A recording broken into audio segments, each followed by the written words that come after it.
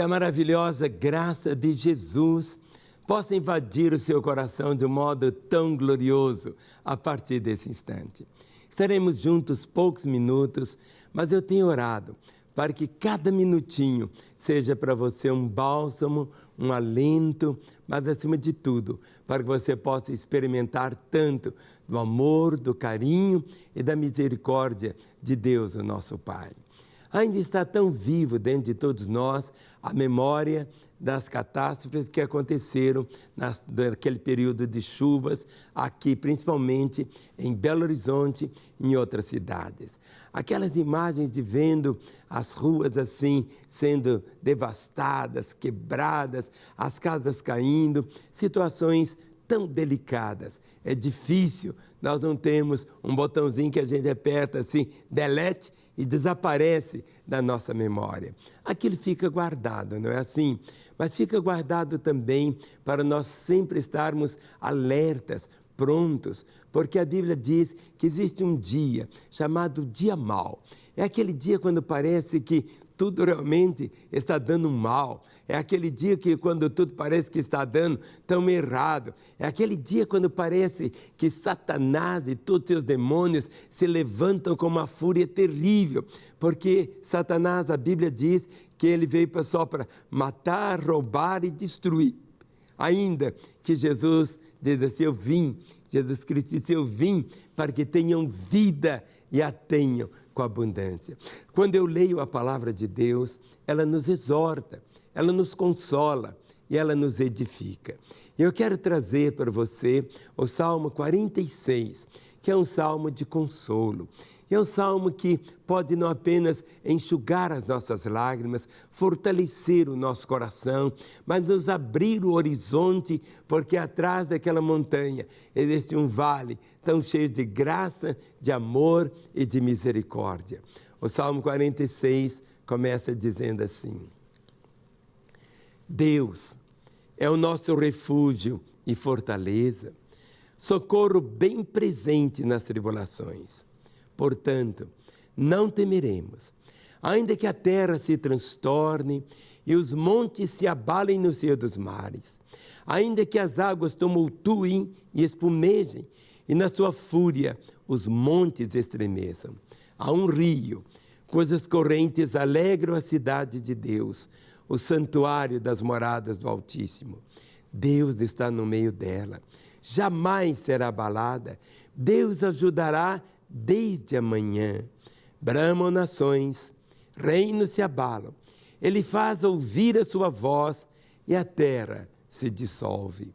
O Senhor dos exércitos está conosco. O Deus de Jacó é o nosso refúgio. Vinde, contemplai as obras do Senhor, que assolações efetuou na terra. Ele põe termo à guerra até os confins do mundo.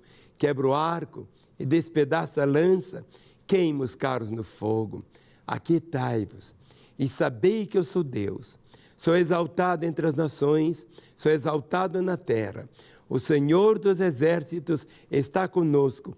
O Deus de Jacó é o nosso refúgio.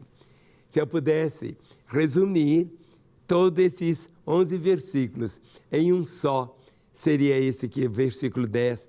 Aquietai-vos e sabei que eu sou Deus. Aquietai-vos. Mas como?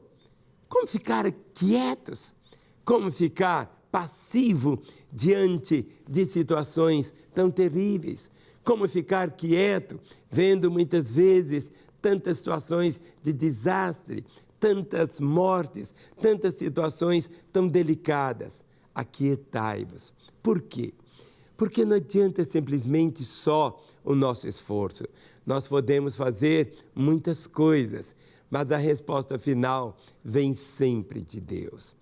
Muitas vezes nós nos perdemos diante de problemas que são assim tão pequenos. Outras vezes são situações muito grandes, mas você precisa ter essa compreensão que para Deus não existe nada que seja tão grande que o poder dele não seja maior. E não existe nada que seja tão pequenininho que o amor dele não venha alcançar. Então, há um equilíbrio, porque na nossa vida muitas vezes é como se fosse uma roda. Tem hora que está aqui em cima, a roda move e você está aqui embaixo. Mas quando está aqui, você não pode nunca esquecer que já esteve aqui, a esse mover. Mas algo que é tão lindo é quando você começa a extrair da palavra de Deus todas essas ilustrações, todos estes ensinos que trazem uma paz tão doce ao coração, traz alento, traz misericórdia, enxuga as nossas lágrimas, fortalece o nosso coração para podermos realmente vivenciar esta paz que só Deus é que pode trazer. Por isso que a despeito de toda segurança, a despeito de qualquer situação que você possa dizer assim, eu estou tão seguro, eu estou tão saudável, quantas coisas podem acontecer. Por isso que a Bíblia tem uma advertência que vem do próprio coração de Deus, que diz assim, prepara-te, homem, para te encontrares com o Senhor teu Deus. Ainda que a coisa mais certa da vida é a morte, mas o mais incerto é o dia dela. Nós não temos assim na agenda programada o dia da morte, mas esse dia vai chegar. Parece que esse dia pode ser o amanhã, pode ser essa semana, não sabemos. Mas por isso que quando você se volta para o Senhor, você precisa ter essa compreensão. Deus é o nosso refúgio e fortaleza, socorro bem presente no meio da angústia. No meio da angústia. Quantos que hoje estão sofrendo consequências das inundações aqui de Belo Horizonte e de tantos outros lugares. Tudo isso provocou o quê? Não apenas perdas materiais, perdas de vida, mas perdas também de algo que muitas pessoas ficaram assim questionando. Onde que Deus estava? Por que Deus não houve uma intervenção de Deus? Sabe, Deus é Deus. Os caminhos dele são maiores do que os nossos. Os pensamentos dele são mais elevados que os nossos. Tudo que nós precisamos ter não é sempre uma pergunta assim, por quê? Por quê? Mas quando ao invés de você fazer essa pergunta, por quê? Se você fizer a pergunta, para quê? Você começa a obter algumas respostas. Para quê? Quais as lições que você guardou no seu coração dos últimos dias? O que você mudou na sua história? Muitas vezes você não precisa passar por situações terríveis de quebrantamentos, de dores, de situações que machucam tanto para tomar uma decisão. Você não precisa experimentar para depois clamar. É melhor evitar do que depois o quê? Remediar. Então, no dia de hoje, quando você começa a viver isso, que cada dia é uma expressão da bondade do Pai, cada dia você pode fazer dele um festival de amor, de misericórdia, de compaixão. Não é para você guardar tanto lixo dentro de você, tanta mágoa, tanto rancor, pessoas que te machucaram, te traíram, e você se sente assim, aquela pessoa tão azeda, parece que o mundo em sua volta é tão escuro, tão nublado. É diferente. No momento quando você passa a conhecer Jesus, a conhecer não a história dele, mas você vai ouvi-lo sempre dizendo assim, vinde a mim, todos vós que estáis cansados, sobrecarregados, e eu vos aliviarei. Muitas pessoas estão vindo para as igrejas, estão vindo para religiões, estão vindo para doutrinas, estão vindo para homens, mas é preciso que você venha para Jesus. E esse encontro que você tem com Jesus, isto marca a sua vida. No dia 16 de maio de 1966, faz bastante tempo, eu tive esse encontro com Ele. Quando eu disse, Jesus, entra na minha vida. Ele entrou, nunca mais saiu. Não pense você que eu prego o Evangelho porque eu sou pastor, que eu prego porque eu aprendi a pregar. Não é isto. Eu prego para você aquilo que Ele fez na minha vida. aquilo que Ele tem feito na minha vida, na minha família. Deus não tem filhos prediletos. Deus não me ama mais do que ama você. Agora, o importante é você responder ao amor dEle. Responder ao amor dEle. E quando você responde ao amor dEle, tudo, mas tudo mesmo, é tão diferente. Só Ele, mas somente Ele é que pode fazer isso. Quando você vai lendo a Bíblia, você passa a conhecer, não sobre Deus, você passa a conhecê-lo. E conhecer Jesus é conhecer Deus. Por isso que Jesus Cristo disse: quem vê a mim, vê o Pai. E à medida que você vai conhecendo Jesus, você vai conhecendo quem? Conhecendo Deus. Mas eu posso conhecer Deus? Pode. Aqui está a palavra dEle. Tudo que Ele tem para a sua vida está aqui. Toda resposta que você precisa está aqui. Toda orientação que você precisa está aqui. Tudo que você precisa, como ser marido, como ser esposa, como ser pai, como ser filho, como ser gente, está aqui. E como reagir àquelas situações que aparentemente não eram o que você sonhava que aconteceria. Mas e agora? Mas agora, quando você tem essa compreensão, que o próprio Senhor disse: no mundo tereis aflições, mas Ele diz: tem de bom ânimo, eu venci o mundo. Ânimo é vida. Você precisa, não se entregue. Talvez você esteja tão para baixo, tão cabisbaixo, tão sofrido. Você não quer nem ouvir falar em igreja, em pastor, em Bíblia, em oração. Mas não é porque você não quer. Não é que você voltar as costas para Deus que Ele vai ficar com raiva de você.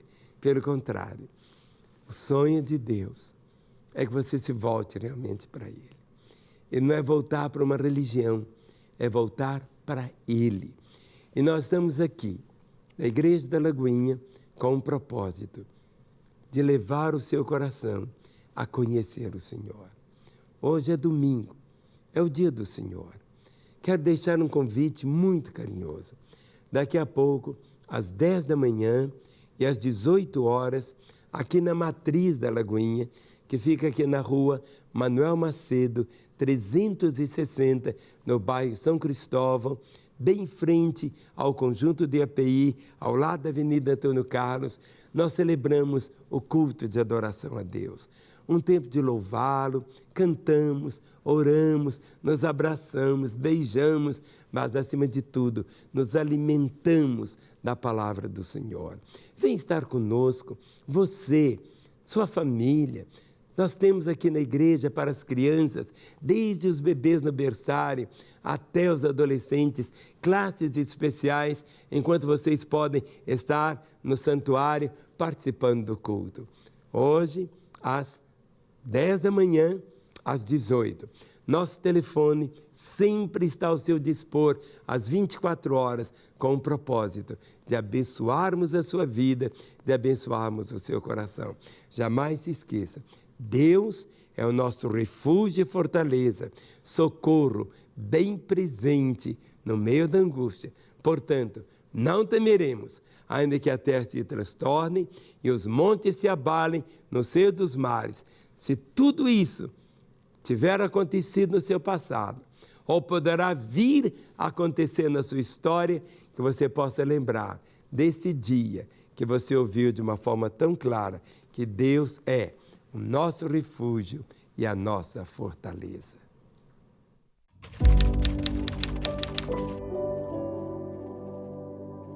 Hoje eu estou viva e eu amo viver, mas não foi sempre assim. Uma profunda tristeza e angústia, e até que chegou um ponto que eu não saía de casa, não falava com as pessoas, não tomava banho, não queria comer, pelas questões de automutilação. Atentei contra a minha vida, porque para mim a vida passou a ser um fardo.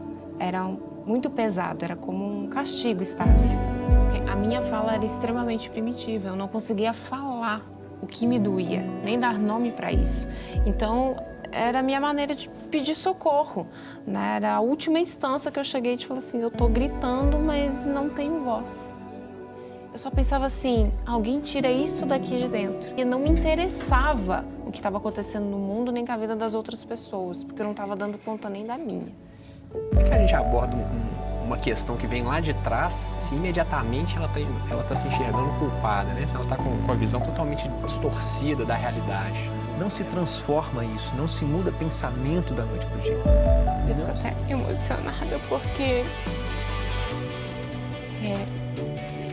ela era uma pessoa que eu odiei, mas foi ela que me permitiu chegar até aqui. Porque você é um bom motivo para poder viver.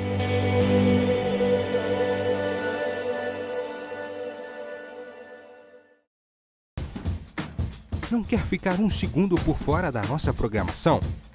Agora você pode nos acompanhar através das plataformas digitais. Não perca tempo. Acesse, curta e siga-nos. Fique por dentro de tudo o que acontece por aqui. Rede Super, inspirando você.